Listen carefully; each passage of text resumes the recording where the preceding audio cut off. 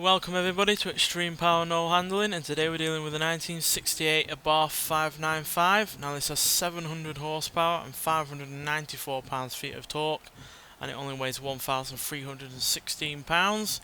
It can do 0 to 60 in 4.681 seconds, 0 to 100 in 5.917 seconds, going on to a top speed of 192 miles an hour. So yeah, this Abarth has been a long favourite of several different series on the previous Forza games. Had it on Forza Horizon 3 with the autocross version of this series, but we could only get about 433 horsepower out of it in that game, and I'm pretty sure in Forza Motorsport 6 we didn't have all that much more either. So yeah, this car has never really had all that much power going for it in these series. So yeah, to have 700 horsepower in a car that only weighs 1,300 pounds is quite a lot. And yeah, as you will, if you've seen the Forza 6 video I did of this car, that car was wheeling all over the place with the front end going up, and sometimes only having one wheel on the ground because even one of the rear wheels would lift up. Made handling pretty tricky, and obviously we were going to be going up higher than the original top speed, because the only other upgrade outside of the engine has been the gearbox, because it would only do about 99 mile an hour with its original gearbox, and that wouldn't be fair considering certain cars on the series have gotten up to 120 plus. So yeah, it's only fair to put in a new gearbox, but outside of that everything else is stock. Tyres, brakes, suspension, anti-roll bars, the weight in general. So yeah, it's going to probably struggle just as much as it has done in previous series, but nonetheless it's going to be interesting to see what it can do in comparison to the vehicles that have gone out on this series so far. So yeah, let's take it out there and see what it can do.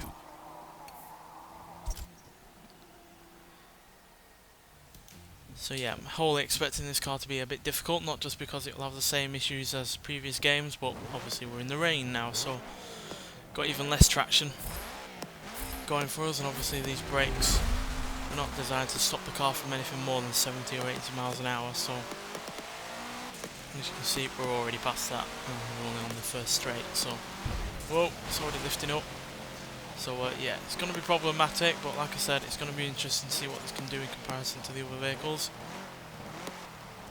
because most of the vehicles in the series so far have at least some modicum of performance, apart from the likes of the Beetle and the Karmann Ghia, obviously, because they were around the same power, more power than this, but still, you know, it's under 100 horsepower. But apart from them, really, every other car has pretty much been a performance vehicle of some sort. Whoa, that lifted up way in the air. Oh dear, just dodged that tyre wall there. And certainly most of the cars have, you know, been able to do more than 100 mile an hour, which this car never was able to do originally.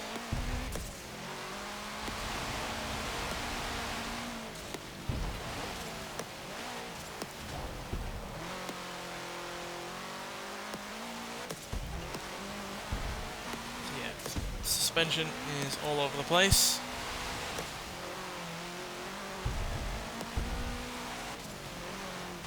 And really didn't get that much speed on that straight there. Like I said, most cars are doing 110, 120 mile an hour down there. We were only doing 106. So yeah, that's going to be something we're going to have to deal with. So yeah, 1 minute 35.793. To be honest, that's not all too far off some of the other cars in the series first lap, but obviously this car has far more issues than those cars.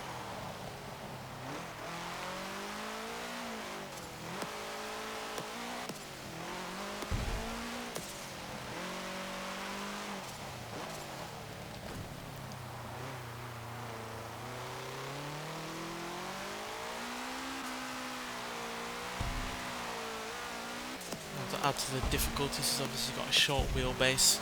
It's a very small car, and then obviously it doesn't weigh all that much either.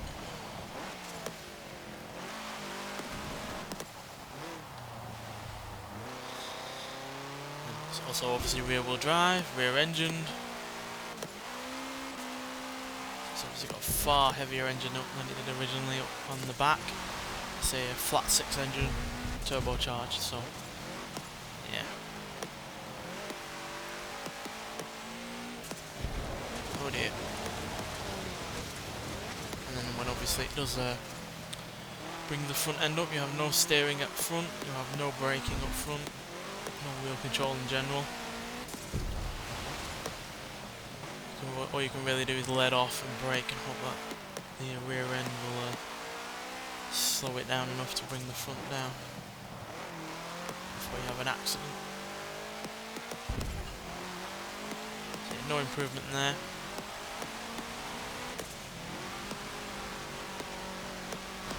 This car was not designed to do 109 mile an hour, that's for sure.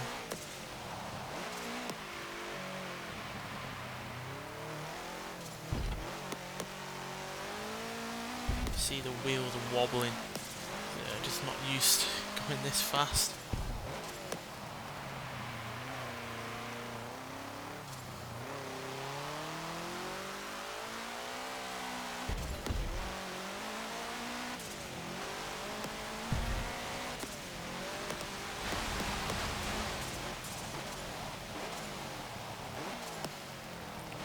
Obviously another bad thing is when we hit puddles, because we weigh so little, they're going to have a greater effect on us.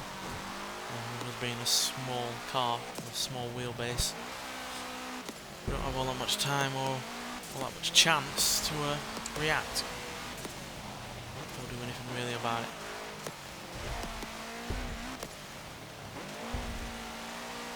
Because a lot of these puddles are as big as this car.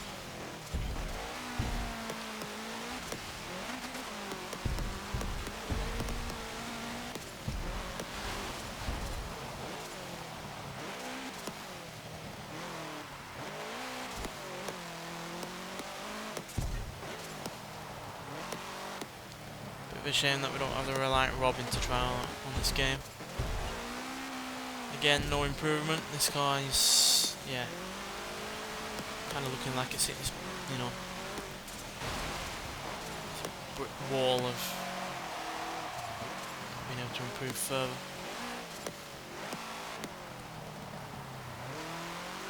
Yeah, like I was saying, it's a shame that we don't have the Reliant Robin.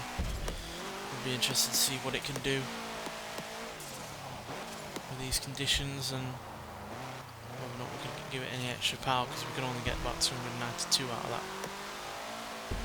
that car with an engine swap. So it would have been hilarious to see if we can put even more power in it.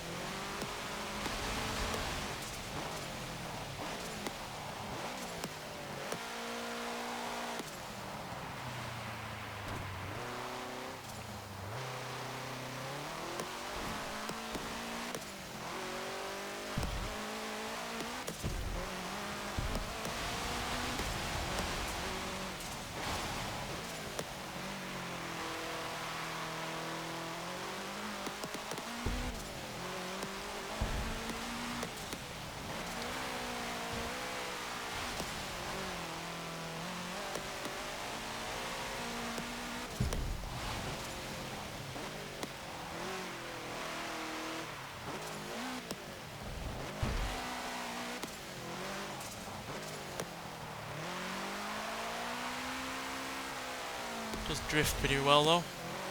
We actually had an improvement there. 1:35.282, but still far behind even the last place car on this series.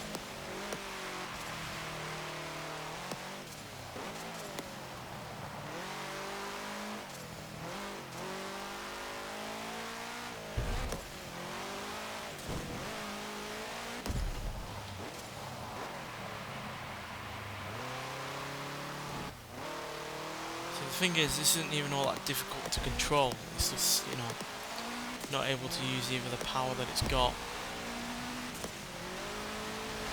or, you know, be controllable where it matters.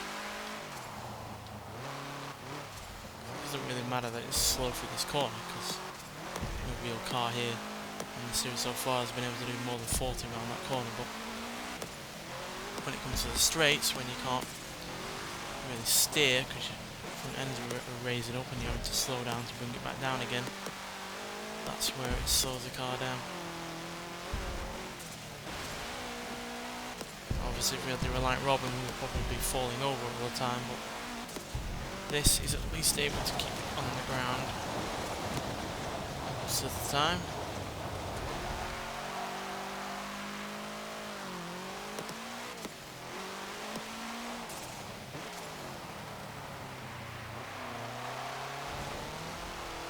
Well, yeah, officially the slowest car I've had on this series, and by quite a wide margin. It's by nearly 5 seconds slower than the Dodge Shelby Omni GLHS. And while that car was able to be controllable, it was purely just because it was a really rather, you know, quite an old front-wheel drive vehicle with not all that much power to start with, so shoving more power for those front wheels obviously was going to be a detriment. But this was, yeah, had every issue under the sun, quite frankly.